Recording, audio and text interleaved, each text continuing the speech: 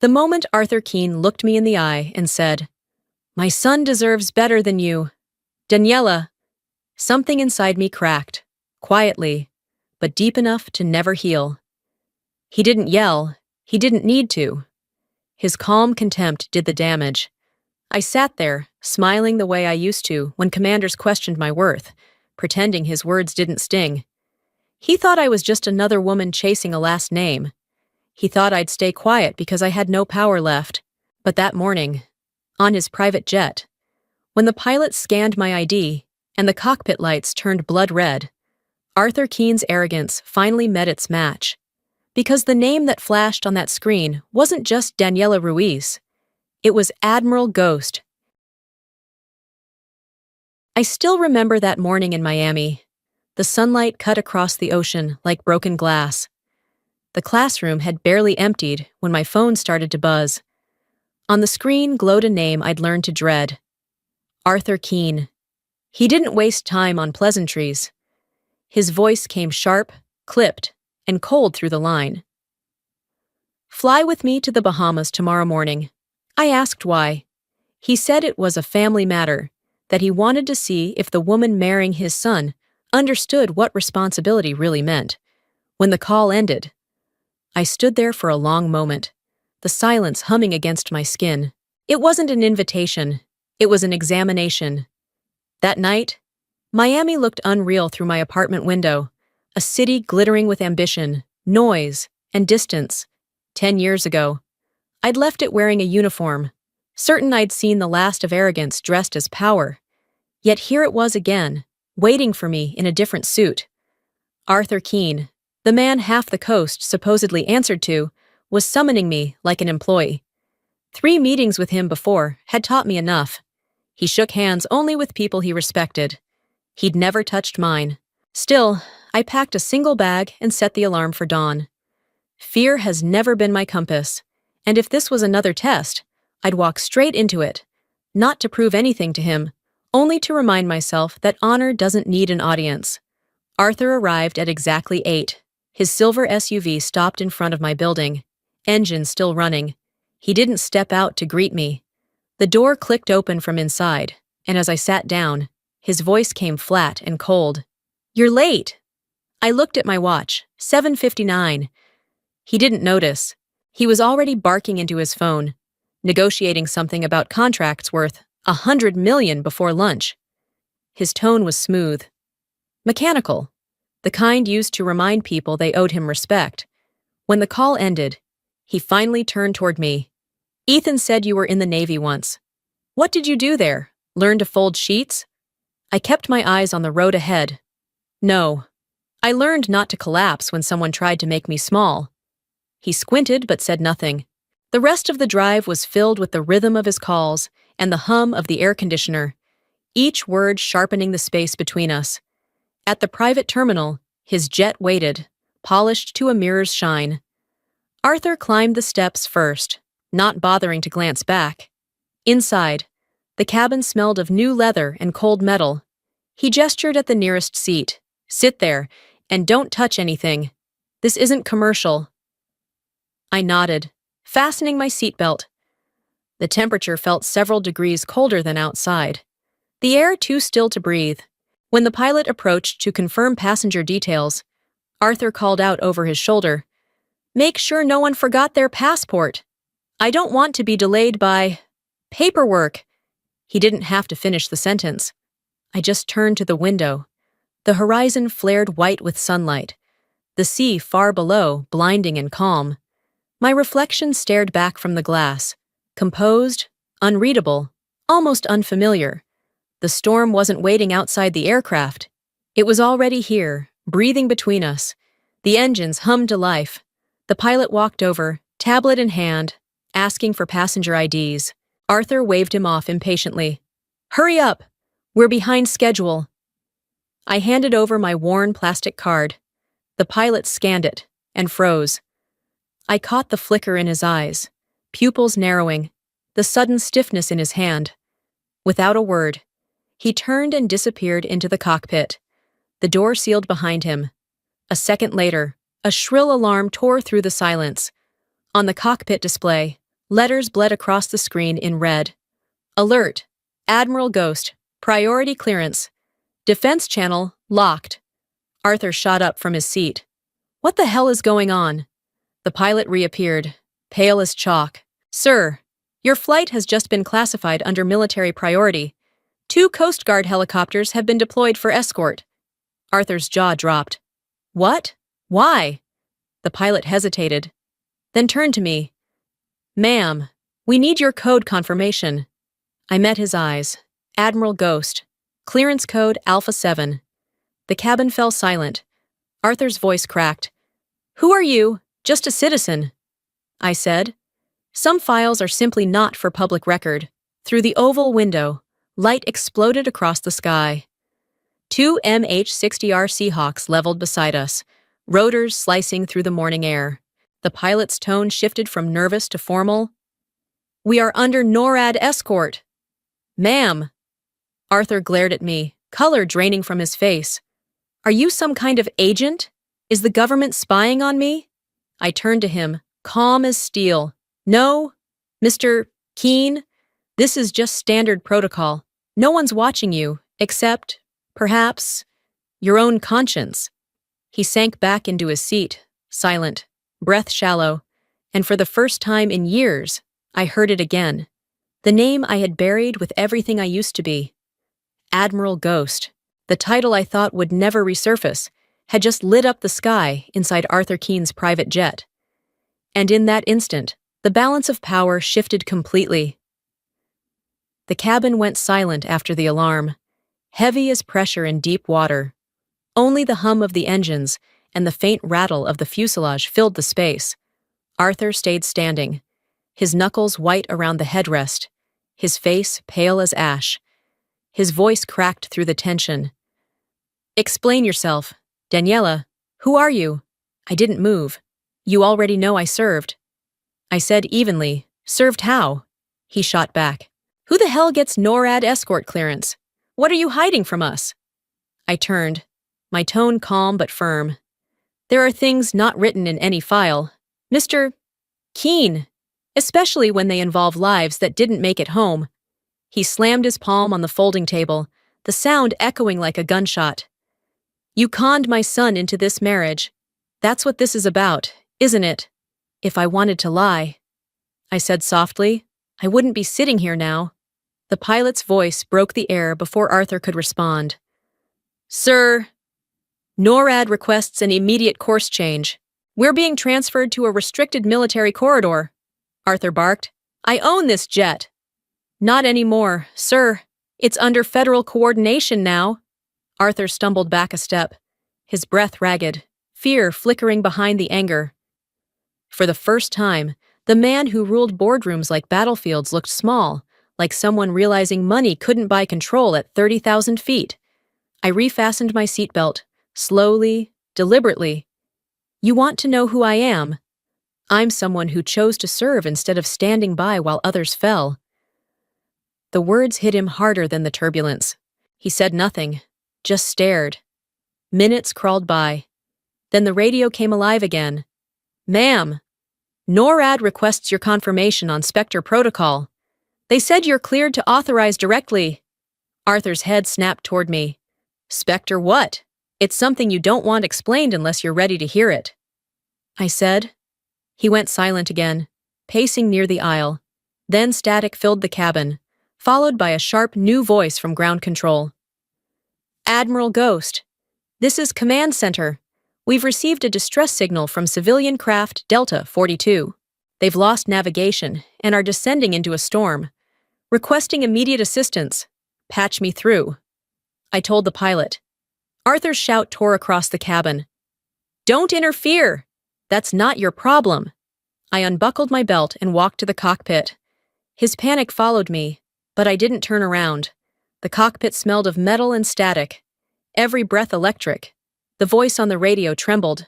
We're losing altitude. No horizon. Autopilot's dead. This is Admiral Ghost, I said, pressing the headset close. Listen to me carefully. You're not falling. You're flying blind, but you're flying. Breathe. Arthur hovered in the doorway, frozen. The green radar light pulsed over his face as if measuring his heartbeat. "Check your pitch," I continued. "Slight downward? Pull 2 degrees up. Don't fight the air. Flow with it. Copy. Trying." Their voice cracked, choked with fear. I steadied mine, low and precise. "Look for the escort lights beside you. That's your horizon. Don't think, just trust it." Outside, one Seahawk broke formation, dropping to match the civilian aircraft's altitude. Through the rain-smeared window, its beacon shone steady, slicing through gray clouds like a pulse of life. 4 endless minutes passed. Then, a broken cry filled the radio. "Stabilized! We're okay! God bless you! Whoever you are!" I lowered the mic, exhaling quietly. The pilot turned toward me, eyes wide, voice reverent. "Ma'am!" Spectre line confirmed. "Operation acknowledged." Arthur's whisper came from behind me, soft and trembling. "Spectre line, the operation that protected Keen Logistics shipping lanes. You were there. You saved my ships." I nodded once, and a few others that didn't make it. His eyes glistened as he sank back into the seat. For the first time, the man who'd mocked me looked smaller than his own guilt. The jet leveled. Outside, the escort helicopters stayed beside us, silent guardians in the morning haze. Arthur's voice broke again. "I don't even know what to say. Sometimes silence is the only right answer," I said. Light pierced through the clouds, flooding the cabin in gold. The storm was behind us now, but its echo stayed, inside him, inside me, and in the air between us. No one on that plane would ever mistake silence for weakness again. The cabin felt heavier after the rescue, the kind of silence that pressed against your lungs. I sat still, tracing the worn edge of my ID inside my jacket. Across from me, Arthur leaned forward, elbows on his knees, staring at the darkening sea. The light outside faded to a bruised blue. "That operation," he said quietly. "Spectre line. I remember that year, 2009. That's when my brother died." I didn't speak. His voice cracked. His ship was attacked off the Florida coast. I called everyone I knew. No one answered. The Navy said they were investigating. I've hated them ever since. "I know," I said. "I was the one who sent the final warning that night." He turned, disbelief flashing across his face. "You?" "We caught their distress call, but the signal broke apart in the storm. I sent every alert I could. It never reached them." Arthur froze. His hands trembled before falling to his lap. The anger in his eyes dimmed into something rawer. Recognition, grief. "You were there." "No," I said. I was in command, but I heard them. Every voice that faded mid-sentence. Every last sound before the static. Those echoes never leave. He looked down, the weight of 10 years settling on his shoulders. "I thought the Navy moved on." "We never do," I said softly. "We just stopped talking about it." Outside, the sunset split into long gold streaks across the fuselage. The light made him look older, smaller. "Did you ever think telling me sooner would have made me forgive them?" he asked. "No. I thought silence might spare you from living it again." He studied me for a long time, and for the first time, the distance between us cracked. Not pity, not anger, just understanding. The fragile kind that feels like the beginning of forgiveness. The radar beeped again, low and urgent. The pilot stepped out, voice tight. "Ma'am, a tropical storm has shifted. We're heading straight into the core." Arthur turned pale. "Can't we go around?" "I don't want to die up here." "What's our altitude?" I asked. 35,000 feet. The winds are pushing north. Lightning flashed through the window, rain hitting the glass like bullets. "We can redirect through an emergency corridor," I said. "But I need authorization. Only an Admiral-level clearance can open it," the pilot warned. I nodded. "Admiral Ghost. Priority override Alpha 7. Open key West Corridor." The radio crackled. Clearance confirmed. Corridor opening. Outside. 2 Seahawk escorts rose higher, beams slicing through the black sky like guardian angels. Arthur's voice broke. You just commanded NORAD. No. I reminded them to do their job. The plane jolted hard. I steadied the pilot's shoulder. Gain 500 feet. Head northwest. Don't fight the storm. Ride with it. The turbulence roared, then stopped. We broke through the clouds into a blinding stillness. Arthur sank back, shaking. I thought money could control everything, but it can't control this. Not every storm is outside us, I said. Some live in the heart. He looked up, eyes wet. I'm sorry. Apologies don't fix the past, I said. But they make the air warmer. The sea below gleamed calm again, and for the first time, Arthur Keene wasn't fighting the storm. He was surviving it. Rain still clung to the metal skin of the jet when we rolled into the hangar at Key West. I unbuckled my seatbelt. Arthur stayed motionless, shoulders trembling, his breath uneven. I've never been that scared in my life, he whispered. It wasn't the storm, I said. It was realizing you weren't in control. He let out a broken laugh. Maybe you're right. My whole life I've commanded things, ships, people, money, and today, you commanded the sky. I turned toward him. I didn't command anything. I just made sure everyone stayed alive. Outside the window, a small unit of sailors stood in the rain. When they saw me, they lifted their hands in salute. Arthur watched, his face tightening with disbelief. They're saluting you? Not me, I said softly. The ones who never made it back. He rose slowly, eyes unfocused, voice rough. I owe you, and I owe my brother. I thought I hated the Navy. The truth is, I envied it, for knowing how to give everything when all I ever did was count profits. I let the silence hold his confession. If you really want to change, I said, start by teaching your son to respect people without needing a reason. Arthur nodded, voice breaking. You'll give me that chance? If you understand that respect isn't words, I said, it's how you look at someone, outside. The sky opened in gold after the rain, like forgiveness finding its way through the clouds. 2 weeks later, Miami glimmered under its usual arrogance. Limousines, designer dresses, champagne bubbles catching chandelier light. The engagement party filled the gold hall of the Bayshore Tower. Every guest someone the Wall Street Journal would call untouchable. Arthur stood at the center of it all. The crowd, trained to follow power like heat, fell silent before he spoke. I sat beside Ethan, his hand resting over mine, a silent warning that something was about to break.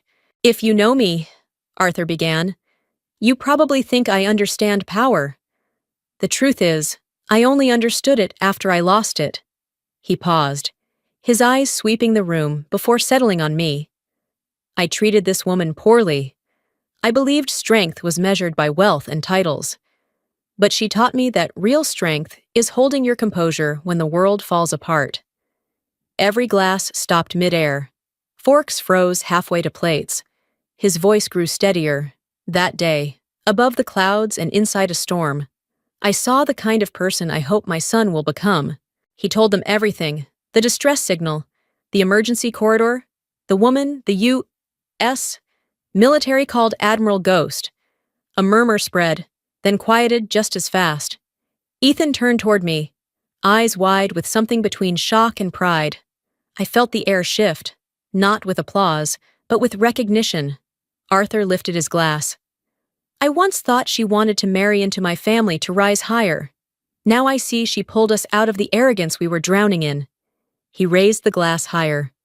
To the strongest woman I've ever met, and the daughter I'm proud to call my own. The applause started soft, hesitant, then swelled until it filled the hall. I didn't stand. I didn't need to. I just nodded once, smiling faintly. I didn't need to speak. Silence has always been my loudest answer. The sun was sinking over the Miami harbor, turning the water into liquid gold. I stood at the edge of the wooden pier, watching the ships of Keene Logistics depart one by one, their hulls catching the fading light as they disappeared toward the open sea. The air smelled of salt and dusk, heavy but peaceful. Ethan came up behind me, wrapping his arms gently around my waist, His voice brushed against my ear, low and steady. You don't have to tell me anything. I know what you've lived through, and I'm proud of you. I smiled, letting the words settle between us like quiet waves. Not every secret is meant to be hidden. I said, some exist only to protect the people we love. High above, a lone F-22 streaked across the orange sky, leaving behind a white contrail that split the horizon in two. The sound reached us seconds later, deep and distant, familiar enough to stir something I hadn't felt in years. I looked up, the wind brushing against my face. Some ghosts don't haunt, I whispered. They stand guard. Ethan didn't speak. He just took my hand, our fingers locking as the last of the sun sank beneath the line where sea met sky. The waves rolled in softly, erasing everything but the present moment. Somewhere in that silence, I heard my father's voice, steady, patient, and proud. Honor doesn't need to be seen, it only needs to be kept. The call sign that once felt like a scar now felt like freedom. Admiral Ghost no longer belonged to secrecy or pain, it belonged to peace. The world around me quieted. Money, power, ambition, all of it distant. What remained was balance, between the life I had chosen and the one I had been forced to leave behind. And as the sky dimmed to violet, I finally understood that the story hadn't been about victory at all. It had always been about grace, the quiet kind that asks for nothing and forgives everything